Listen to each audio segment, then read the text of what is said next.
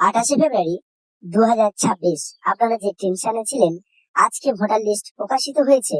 আজকে SIR final list check করে নিন। কোনো তথ্য এসআইআর 2026-এর ফাইনাল লিস্ট প্রকাশিত হয়েছে। তোমরা এই লিস্টটা তোমরা অনলাইনেও চেক করতে পারো, এছাড়া তোমাদের অফলাইন পিডিএফটাও তুমি নিয়ে নিতে পারো, সেখান থেকেও তোমরা চেক করতে পারো। তো আমি দুটো মাধ্যমেই দেখাবো কিভাবে তোমরা মোবাইলেও চেক করবে, এবং তোমরা যদি ডেস্কটপে চেক করতে চাও সেটাও তোমরা করতে পারো। প্রসেস কিন্তু সেম, ব্যাপারটা বুঝিয়ে দিচ্ছি, ভালো করে বুঝে নাও। প্রথমেই তোমাদের গুগলে সার্চ করতে হবে ইসিআই। ইসিআই বলে সার্চ করবে, তাহলেই হবে।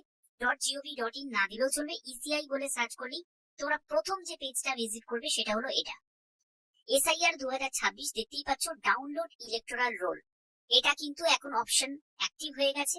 অবশ্যই তোমাদের এই অপশনে ক্লিক করতে হবে, ডাউনলোড ইলেকটোরাল রোল, এই অপশনে ক্লিক করতে হবে।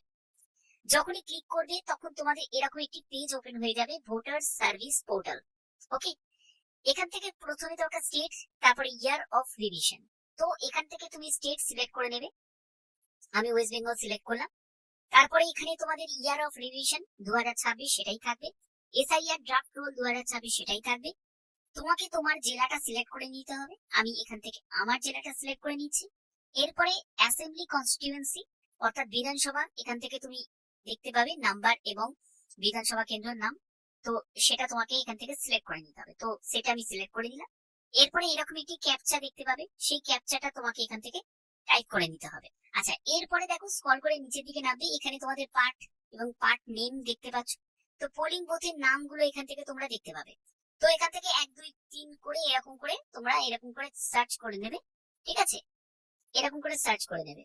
সার্চ করার পরে তোমাদের কি করতে হবে, ধরো তোমাদের এই পোলিং বুথটা তোমাদের, ঠিক আছে, যেখানে তুমি ভোট দিতে যাও, ভোট দেওয়ার কেন্দ্র।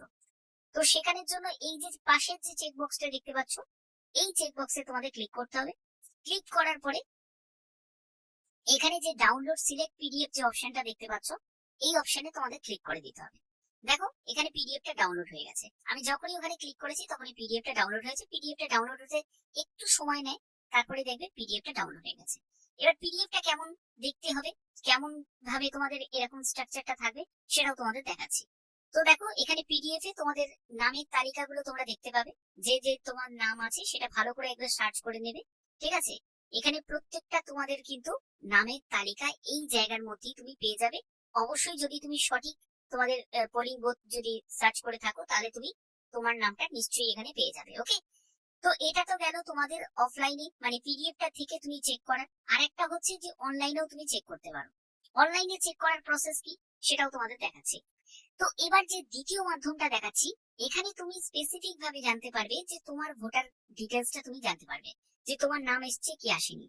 এবং এর জন্য তোমাদের কি করতে হবে, voters.eci.gov.in, ঠিক আছে, এই সাইটে তোমাদের ভিজিট করতে হবে।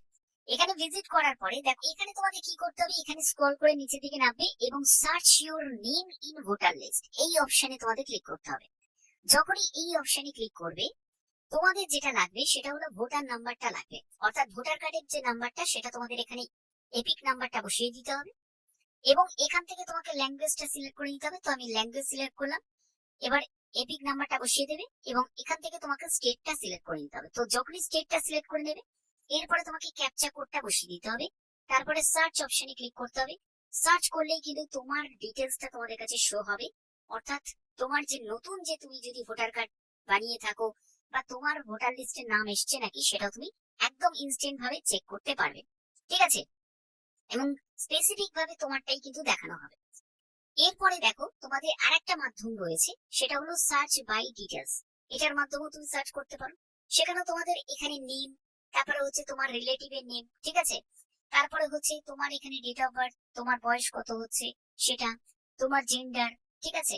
এরপরে তোমাকে তোমার ডিস্ট্রিক্ট, তারপরে তোমার অ্যাসেম্বলি কনস্টিটিউয়েন্সি এখান থেকে সিলেক্ট করবে, তারপরে ক্যাপচা বসিয়ে তুমি সার্চ করতে পারো। আরেকটা অপশন রয়েছে, সেটা হলো মোবাইলের মাধ্যমেও তুমি চেক করতে পারো। অর্থাৎ প্রথমে তোমাকে এখান থেকে স্টেট সিলেক্ট করবে, আমি ওয়েস্ট বেঙ্গল সিলেক্ট করলাম। ল্যাঙ্গুয়েজ সিলেক্ট করবে, আমি বাংলা সিলেক্ট করলাম।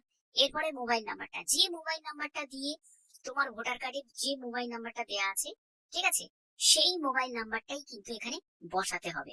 অবভিয়াসলি তোমাদের সেই মোবাইল নাম্বার কিন্তু লিংক থাকতে হবে সেই মানে ভোটার কার্ডের সাথে, ঠিক আছে। এবং সেই রেজিস্টার্ড মোবাইল নাম্বারটা এখানে বসাবে।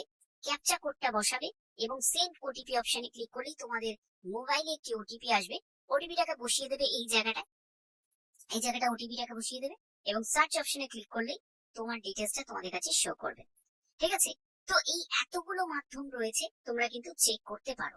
ঠিক আছে, এবার তোমাদের যেটা ইচ্ছা তুমি সেইটার মাধ্যমে চেক করতে পারো। তুমি চাইলে পিডিএফ এর মধ্যেও তুমি সেটাকে সার্চ করে নিতে পারো। এছাড়া তুমি স্পেসিফিক যদি তুমি তোমার লিস্টে নাম আছে নাকি সেটা যদি সার্চ করতে চাও, সেটাও তোমাদের সার্চ করতে পারো। দুটো আলাদা আলাদা ওয়েবসাইটের মাধ্যমেই তোমাদের দেখালাম। ঠিক আছে, তো আশা করি ভিডিওর মাধ্যমে সম্পূর্ণ তথ্য তুলে ধরতে পারলাম।